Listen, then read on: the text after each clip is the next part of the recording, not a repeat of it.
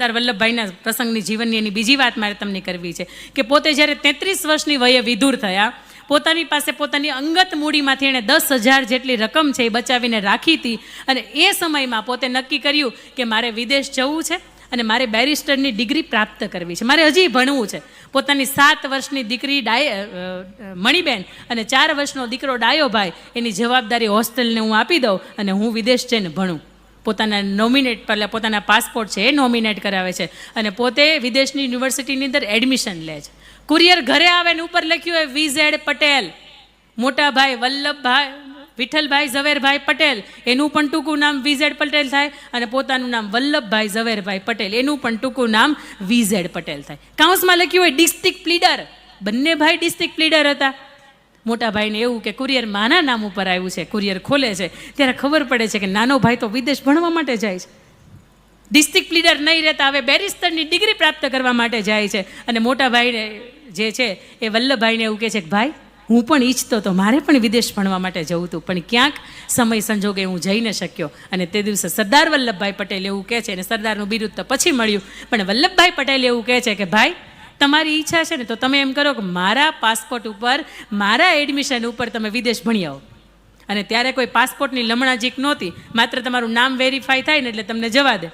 સ્ટીમરની અંદર પોતાને બેસાડ્યા, 15 દિવસનો પ્રવાસ કાપીને પોતે લંડન પહોંચ્યા.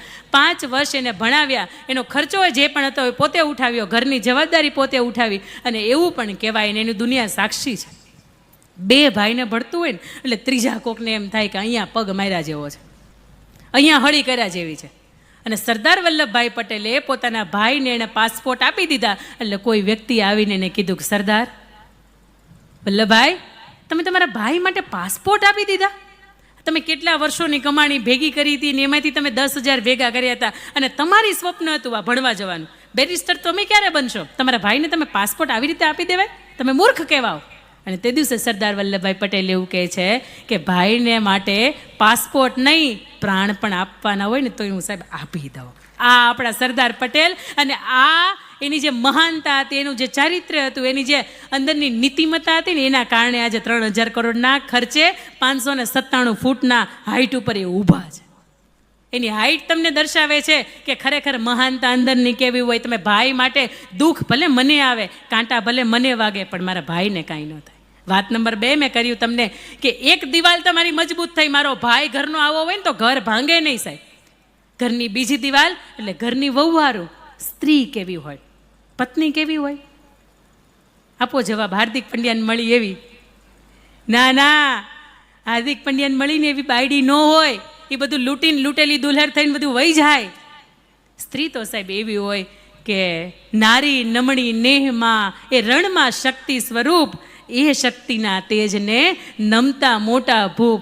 નારી તું નારાયણી, નારી રતનની ખાણ, નારીથી નર નિપજ્યા પ્રહલાદ ધ્રુવ સમાન. અને સ્ત્રીયા નમાવે વેદને, સ્ત્રીયા અપાવે રાજ, સ્ત્રીયા સકળ સંસાર મેં, સ્ત્રીયા રતનની ખાણ. સાહેબ આ સ્ત્રી છે. એવું કહેવાય કે તમારા 7 જન્મોના પાપ હોય ને તો એને તમારે ધોવા હોય ને તો એક સરસ મજાનો આપણા શાસ્ત્રોની અંદર શ્લોક છે. અહલ્યા દ્રૌપદી સીતા તારા મંદોદરી તથા પંચકન્યા સ્મરે નિત્યમ મહાપાતક નાશનમ. મહાપાપ કર્યા હોય ને તમે હવન કરાવો એની કરતાં 5 સ્ત્રીને રોજ યાદ કરો ને તોય તમારા મહાપાપ છે ને એ ધોવાય છે. મારે વાત તમને અહીંયા કરવી છે કે તમે હમણાં જ મહાકુંભનો પ્રવાસ કર્યો હશે.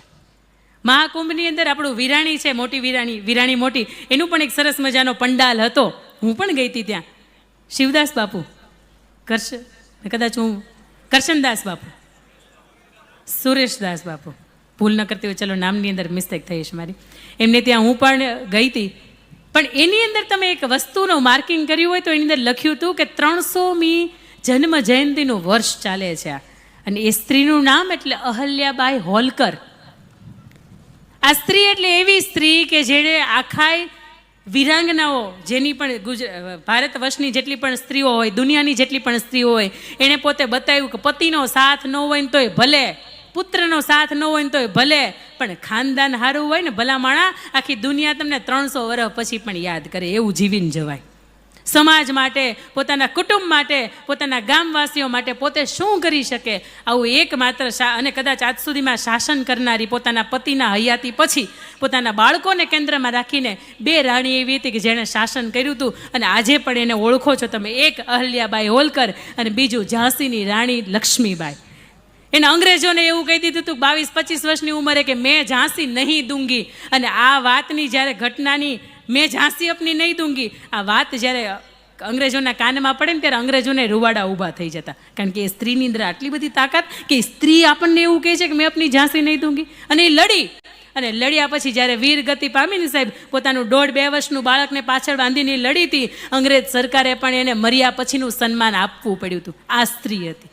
અને આવી સ્ત્રી હોય ને તો એને હાથ પેઢી યાદ કરે, તો એને વર્ષો સુધી કોઈ યાદ કરે. બાકી બાંધવાનું રોજ ઉઠીને ધબધબાટી એ સ્ત્રીને યાદ ન કરે. સમર્પણ તો કે સ્ત્રીને આપ્યું, સહન શક્તિ તો કે સ્ત્રીને આપી. ત્યાં સુધી ભગવાન હજી એમ કહે છે કે હું આખી પૃથ્વીનું સર્જન કરી શકું, પણ એને સંચાલન કરવા માટે એને એક કોઈ મારા પછીના કોઈ પાત્રની જરૂર હોય તો એના માના સ્વરૂપમાં એક સ્ત્રીનું સર્જન કર્યું. પત્ની કેવી હોય? પત્ની સીતા જેવી હોય. બહુ મોજથી, બહુ આનંદથી પોતે દશરથના મહેલની અંદર ઉછર્યા. મિથિલા નંદીની કેટલી સરસ એની જિંદગી હતી. એક પ્રભુ શ્રી રામ આદર્શ. આનાથી વિશેષ તો કોઈ અમને જમાઈ ન મળે. મિથિલા કા કનકન ખીલા, જમાઈ રાજા રામ મિલા.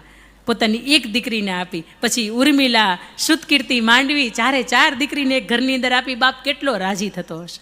અને જ્યારે 14 વર્ષનો વનવાસ નીકળ્યો ત્યારે સીતાજીએ પ્રભુ શ્રી રામને એવું કીધું હતું કે હાલો તમારી યાર હું આવું છું. પ્રભુ શ્રી રામે કીધું, દેવી આ કોઈ થોડા દિવસનો પ્રવાસ નથી. તમે સંગીતના સ્વરની અંદર રહ્યા છો, ત્યાં રાક્ષસોની દહાડ આવે. તમે 56 ભોગની અંદર જમનારા છો, ત્યાં ફૂલ અને ફળની અંદર જમવું પડે. તમે સરસ મજાના મલમલના ગાલીચાની અંદર જીવનારા વ્યક્તિત્વ છો, અને ત્યાં પથ્થર ઉપર સૂવું પડે. તમે સરસ મજાનો એક વર તમને તમારા બાપુજીએ ગોતીને આપ્યો છે. અહીંયા તમારું જીવન છે, તમે આરામથી ભોગવો. આ અયોધ્યા કુળ છે, એને તમારી જરૂર છે. પણ કે નહીં, જ્યાં તમે ને ત્યાં હું. તમે તો ત્યાં છો ને, ત્યાં ભલે રાક્ષસ બોલતા હોય, ત્યાં ભલે ખાવા ન મળે, ત્યાં ભલે સૂવા ન મળે, ત્યાં ભલે પાણી ભરવા જવું પડે, ત્યાં ભલે ભૂખ્યું સૂવું પડે, પણ તમે છો ને. પ્રભુ શ્રી રામ એમ કે હા હું છું. તો કે હાલો હું આવું છું. દેવી સીતાજી પોતાના પતિના પગલે પગલે પાછળ ગયા, અસંખ્ય પીડામાંથી પસાર થયા. અને એવું કહેવાય કે ત્યારે પણ કદાચ સ્ત્રીને સુવર્ણ પ્રત્યે મોહ હશે. સુવર્ણ મૃગને જોઈને કે આ જોઈ છે. સીતાજીને નહીં ખબર પડતી હોય હોનાનું હરણ ન હોય, પણ છતાંય એ ઘટનાક્રમે બનવાનું હતું ને તમને મને બતાવવાનું હતું કે સીતાજી પતિવ્રતા કેટલા હતા.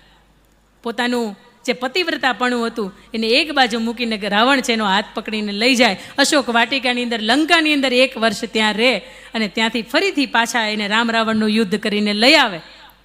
તો બી એવું કે આ જગ્યાએ મારી પત્ની હોય ને તો હું એનો સ્વીકારું નહીં. બીજા રાજ્યમાંથી બીજા કોઈ રાજા લઈ ગયા હોય ને એ આવી હોય તો.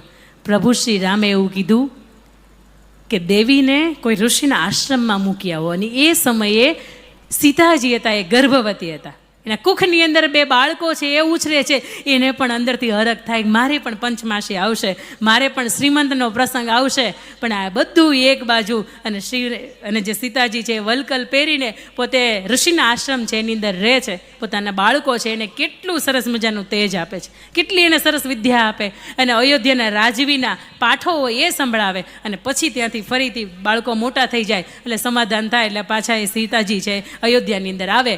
પણ ત્યારે સીતાજી છે એવું કહેવાય કે સ્ત્રી હારે સ્ત્રી થાકે, અને સીતાજી પણ ત્યારે થાકે. અને સીતાજી એવું કીધું કે હવે આખી દુનિયાએ મારી ઉપર જે પણ લાંછન લગાવતું એ લગાવ્યું. મેં અગ્નિ પરીક્ષા આપી, મેં દુનિયાની ઘણી બધી કસોટી આપી, પણ હવે હું થાકી છું. અને પ્રભુ શ્રી રામને એવું કહે છે કે પ્રભુ શ્રી રામ આપ સિવાય જો કોઈ મેં કોઈ પણ પુરુષને ઊંચી નજરથી પણ કે કુદ્રષ્ટિથી પણ જોયો હોય તો આ ધરતીની અંદર જગ્યા નહીં થાય. બાકી આ ધરતી છે એ મને સમાવવા માટે તૈયાર હશે. અને એક ક્ષણની અંદર એ ધરતી છે, એ ધરતીમાં છે પોતાનો રથ લઈને આવે અને સીતાજીને બેસાડવા માટે બધાની માફી માગે છે. અને પ્રભુ શ્રી રામ પાસે જાય છે ને 2 હાથ જોડીને એવું કહે છે, ત્વમેવ ભર્તા નચ વિપ્રયોગ. જન્મો જન્મ મળો ને તો તમે જ પતિ સ્વરૂપે મળો. તમે ન મળો ને તો મારે મનુષ્યનો અવતાર લેવો નથી. આ સીતાજી તમને મને શીખવે છે કે જીવનની અંદર સંકટ તો તમારે આવે ને મારે આવ્યા હતા, છતાંય પતિ જ્યાં હોય ને ત્યાં આપણું ઠેકાણું હોય. આજની સિયા એમ કે તમે છો ને એટલે દુઃખ આવ્યા છે. અને આ એક જન્મ તમારી યાર છેલ્લો હાથ જન્મની તો આપણે કંઈ વહીવટ જ નથી કરવો, આપણે કરાર જ નથી કરવો. આજની સીતા આવું કે દ્રૌપદી જ્યારે ચીરહરણ થયું, 5 પતિની હાજરી હતી, યોદ્ધા કેવા વીર, છતાં પણ માથું નીચું રાખીને બેઠા હતા. એની પાસે બરોબર લેવાની તાકાત હતી કે મારો પતિ કેમ બોલ્યો નહીં. દ્રૌપદી એક અગ્નિમાંથી ઉત્પન્ન થયેલી અગ્નિ કન્યા હતી, છતાં પણ જ્યારે એને 12 વર્ષ અને 13 વર્ષ 1 વર્ષ અજ્ઞાતવાસ, એને પણ એ 13 વર્ષનો વનવાસ મળ્યો ને ત્યારે એને કીધું હતું કે હાલો હું તમારે યારે આવું છું, અહીંયા મારે મહાભારતમાં રહેવું નથી. પણ જ્યાં આપવાનું મન થાય ત્યાં સાહેબ એ અયોધ્યાનું સર્જન થાય. પણ એ ખોઈની અણી જેટલું હું નહીં આપું, આવી જ્યારે વાત, આવી જ્યારે વૃત્તિ આવે, એ ઘરની અંદર મહાભારતનું સર્જન થાય. અને સ્ત્રીના હાથની અંદર તાકાત છે કે ઘરને અયોધ્યા બનાવવું કે મહાભારત. સાચી વાત કે નહીં? એવું કહેવાય કે એ સ્ત્રી છે ને, એ દશરથની આંખની અંદર આંસુ પડાવે અને એ જ દશરથને પાછી રણ મેદાને મદદ કરવા માટે પણ જાય. નારી જો ધારે તો દુનિયા બદલાવે અને અવળી જો ચાલે તો ઘરને લજાવે. શસ્ત્રો ઉપાડી મેદાને જો આવે, દશરથની આંખોમાં એ આંસુ પડાવે. નારી જો ધારે તો દુનિયા બદલાવે. અને સાહેબ ત્યાં સુધી મારે તમને કહેવું છે કે વવવારું તરીકે તમારું ઘર એવું રાખજો કે આ કુટુંબમાં આ લોકોની કિંમત હોય. 5 જણા 15 જણાને લઈને ઘરે ચા પાણી પીવા આવે તો એક પણ જાતની રકાબીનો, તાવડીનો, તગારાનો, કીટલીનો, તપેલીનો એકેય જાતનો અવાજ ન આવે અને સરસ મજાની આદુવાળી ચા મળે. જો તમારે તપેલીનો અવાજ આવ્યો ને તો એને એમ લાગે કે ઉતરવું તું ભુજ ને ઉતરી ગયા મોટી વિરાણી, સ્ટેશન બદલાઈ ગયું છે. ભાઈની ગમે એટલી કિંમત હોય પણ ઘરની અંદર આવનારા મહેમાન છે ને તમે હાચવી ન શકો તો એનાથી વિશેષ તમે વવવારુંનું પ્રમાણ શું આપી શકો?